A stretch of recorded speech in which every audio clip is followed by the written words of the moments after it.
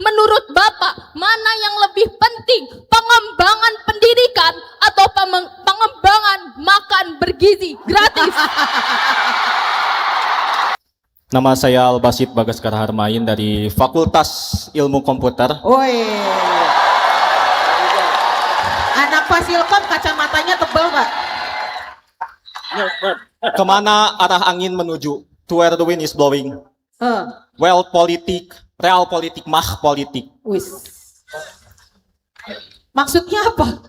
Di sekitaran sini kita melihat bahwa banyak sekali resistensi masyarakat terhadap beberapa program pemerintah yang telah dilaksanakan.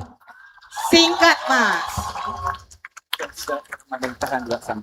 Beberapa undang-undang, beberapa program yang telah dilaksanakan.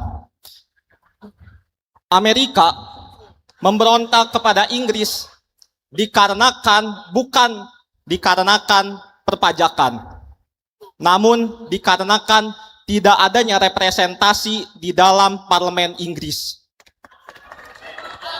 Yuk, pertanyaannya singkat aja, biar yang lain dapat Saya bagian. di sini ingin menanyakan, di antara banyaknya sekali populisme dan juga teknokrasi, jalur manakah yang akan memimpin Indonesia di masa depan menurut Bapak Bima Arya? Oke. Dapat. Terima kasih. Tadi panggilannya siapa? Albasit Bagaskara Harmain. Albasit ya, Albasit. Oke, terima kasih Basit dari Fasilkom. Untuk Indonesia. Oke. Oh iya, ini Mbaknya udah ke bawah ya yang dari sini ya tadi ya. Oke, terima kasih Bapak Rektor dan Ibu. Perkenalkan saya Tabita dari Fakultas Matematika dan Ilmu Pengetahuan Alam. Oke. FMI Pak. Saya dari jurusan Fisika. Karena di sesi 1 tadi sudah membahas tentang pendidikan, Betul. maka saya akan bertanya pasca sarjana kita, yakni masa depan kita terhadap dunia kerja. Jadi tadi Bapak sudah menjelaskan tentang life balance, dan saya pikir ketika kita sudah lulus dari dunia perkuliahan, life balance dalam dunia kerja kemudian menjadi hal yang sangat idealis dibandingkan dengan realita.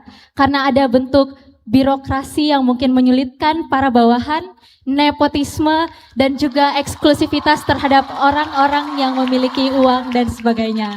Sehingga pertanyaan saya adalah, sebagai Wamendagri yang berkapasitas mengawasi birokrasi pusat hingga daerah, bagaimana langkah pemerintah menjamin para sarjana fresh graduate untuk bisa mendapatkan lapangan pekerjaan yang inklusif, objektif, tanpa adanya nepotisme? Terima kasih. Terima kasih Tabita.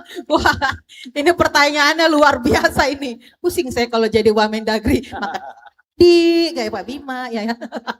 Oke, satu lagi tadi ya. Yang tadi katanya udah ada. Oh ya, silakan. Bisa dengeran suaranya coba? Tes. Oke. Izinkan saya teman-teman dan Bapak Ibu sekalian yang sangat saya hormati, izinkan saya memperkenalkan diri saya Giva Leota dari FIB sekali lagi. Ya. Izinkan saya membuka dengan sebuah kutipan dari Suhoki, hanya ada 2 pilihan, menjadi apatis atau mengikuti arus. Tetapi saya lebih memilih menjadi manusia yang merdeka. Oke, pertanyaannya singkat. Tapi bagaimana teman-teman? Kami mahasiswa memiliki satu hak yang paling penting, yaitu merdeka belajar. Tapi sayang sekali di bidang di jalur SNBP dan SNBT banyak teman seperjuangan kami yang tidak melakukan daftar ulang karena keterbatasan ekonomi. Oke, ya. Ini Bapak Ibu yang sangat saya hormati, ini adalah sebuah pernyataan dan pernyataan ini berkesinambungan dengan pertanyaan saya. Pertanyaan saya singkat saja. Ya. Bapak yang sangat saya hormati, izinkan saya bertanya, menurut Bapak mana yang lebih penting, pengembangan pendidikan atau pengembangan makan bergizi gratis?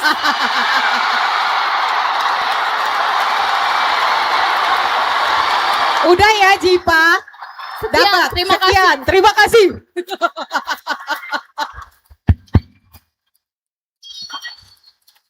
Keluar deh Pak pertanyaannya Pak.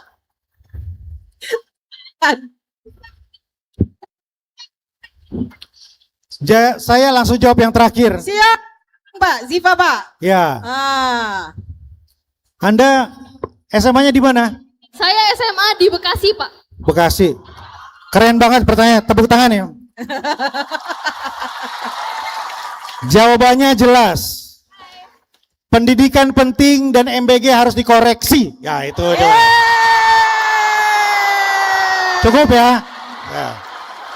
Nah, ya banyak adik-adik sekalian, banyak hal-hal baik, banyak target-target ideal, tapi tidak sesuai karena gagal, lemah dalam eksekusi atau implementasi. Betul. Ya, betul, jadi betul. hari ini kita maksimal habis-habisan untuk mengkoreksi mana yang perlu dikoreksi.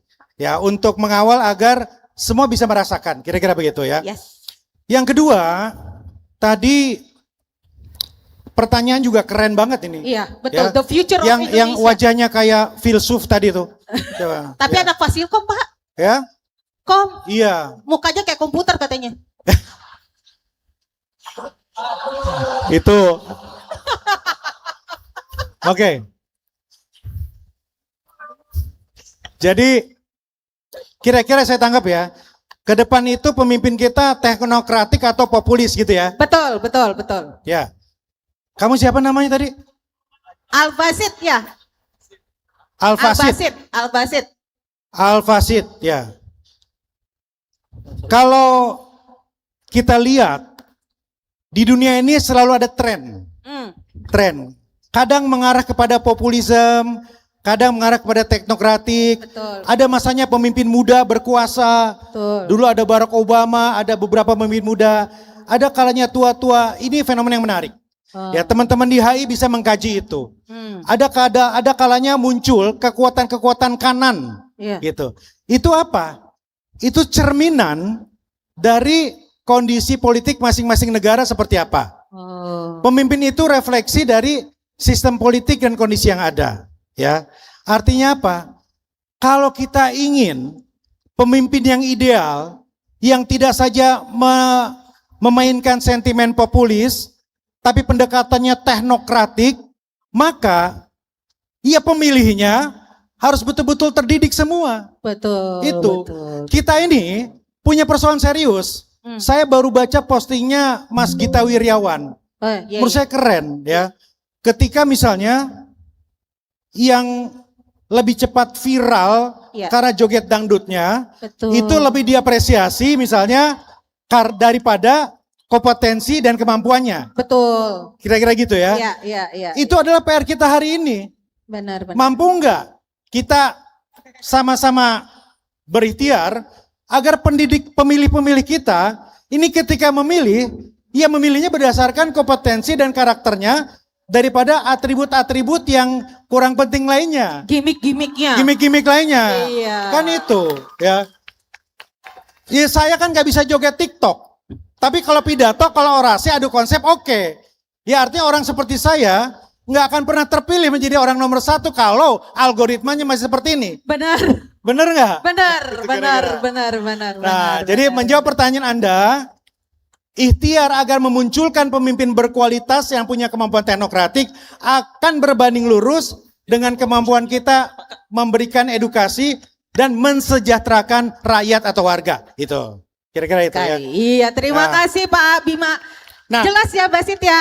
Iya. Oke. Nah, terus terakhir saya mau jawab pertanyaan sekaligus menambahkan yang pertama. Ya. Saya mau mengenalkan satu matrik yang saya temukan berdasarkan pengalaman jadi wali kota 10 tahun. Namanya matrik inovasi. Oke. Nah, ini matrik inovasi. Nah, begini teman-teman. Kita itu, setiap manusia, termasuk ASN, termasuk dosen, ya. Ini bisa dibedakan antara dua dimensi. Yang horizontal adalah dimensi manusia dengan manusia lainnya. Iya. Ada orang-orang yang berpikirnya hanya tentang dirinya. Ini orang yang sangat egois. Itu di paling kiri dari kalian itu orang egois. Ya. Ada manusia yang hanya berpikir untuk lingkungannya, keluarganya, bangsanya, negaranya. Ini orang-orang yang altruis, yang paling kanan. Ya. Jadi dimensi antara manusia dengan manusia lainnya. Satu lagi adalah dimensi vertikal. Yaitu sejauh mana manusia punya passion for change, mau berubah. Ada orang-orang yang mager, malas gerak, ada di comfort zone. Dia nggak pernah tertarik untuk melakukan perubahan dan melakukan hal yang baru dalam hidupnya. Ya. Itu di bawah. Yang paling ekstrim adalah yang paling atas. Setiap hari dalam hidupnya itu bergelora untuk melakukan perubahan-perubahan. Passion for change. Mulai dari hal yang kecil, coba outfit yang baru, coba kopi yang baru, sampai hal-hal yang baru yang lainnya. Nah, silakan letakkan Anda satu dari 4 dimensi ini. Nah, di Republik ini, ASN-ASN kita, pegawai negeri, birokrat, termasuk dosen, bisa diletakkan juga di sini. Di mana? Yang paling ngeri adalah di sebelah kiri. Mana yang lebih berbahaya menurut Anda? Orang-orang yang egois tapi mager, atau orang-orang yang egois tapi terus bermanuver? Yang merah apa yang kuning?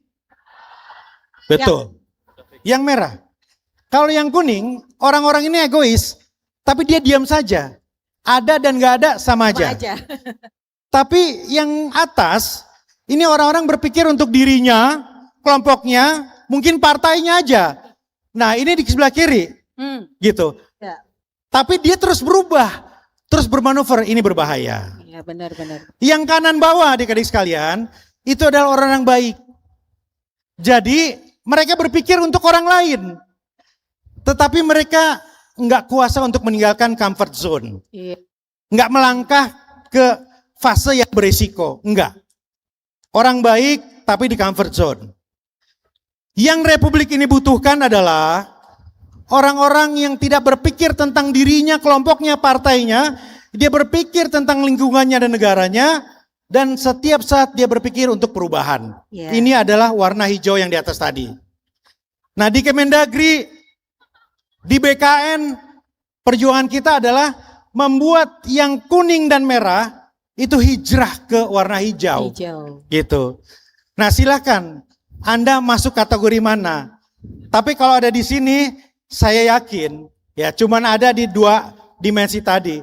Kalau yang biru atau yang hijau. Amin. Kenapa? Karena anak-anak UI pasti altruis semua. Berpikir tentang kebaikan orang lain. Kira-kira gitu. Amin, amin, amin. Ya. Terima kasih. Terima kasih Pak. Tadi ada satu pertanyaan dari, nanti dia nggak bisa kalau belum dijawab. Apa kiranya solusi dari negara untuk menyediakan lapangan pekerjaan tadi Pak katanya. Habis lulus jadi sarjana, kira-kira Indonesia masih banyak nggak nih ya Pak lapangan pekerjaannya? Saya izin bicara dalam kapasitas sebagai Wakil Menteri Dalam Negeri. Betul. Ya, karena ada porsi di Kemenaker, Betul. ada porsi di Kementerian Ekonomi BKPM, gitu. iya. Nah, di Kemendagri ini adik-adik sekalian, ini kan kepala daerah membuat rencana belanja, ya. Itu kita amati di situ.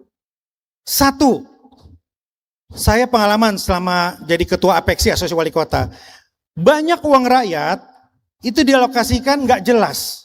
Untuk makan minum, untuk konsultan yang nggak jelas, dan lain-lain nggak jelas. Oke. Nah, kita, sekarang saya punya power di Kemendagri. Betul. Untuk alokasi yang nggak jelas, nggak kita setujui. Nggak kita keluarkan kemudian approval dari kita, dan kita minta geser untuk hal-hal lain yang bisa dialokasikan untuk menambah lapangan pekerjaan. Kira-kira begitu. Ya, misalnya sektor UMKM, ekonomi kreatif. Itu komitmennya seperti apa? Untuk pelatihan, untuk bimbingan teknis, kompetensinya seperti apa? Nah, ini komitmen kepala daerah masing-masing itu penting. Betul. Karena banyak kepala daerah ini punya uang misalnya 5 miliar. Tapi 5 miliar ini kemudian misalnya ya, dia beliin mesin jahit dan lain-lain, itu model-model lama. Betul. Nah kalau sekarang kan modelnya collaboration dan co-creation. Iya. Ya sebetulnya dengan zero APBD, kerjasama dengan komunitas, dengan startup, kita bisa membangun ekosistem lapangan pekerjaan gitu. Jadi yang didorong sekarang kepala daerah harus berkolaborasi untuk membangun ekosistem. Betul sekali. Ya, jadi sentra-sentra kuliner, UMKM, tourism itu harus digarap secara maksimal supaya menyerap lapangan pekerjaan di situ. Kira-kira Betul begitu. sekali. Ya. Terima kasih Pak Bima Arif. Terima kasih.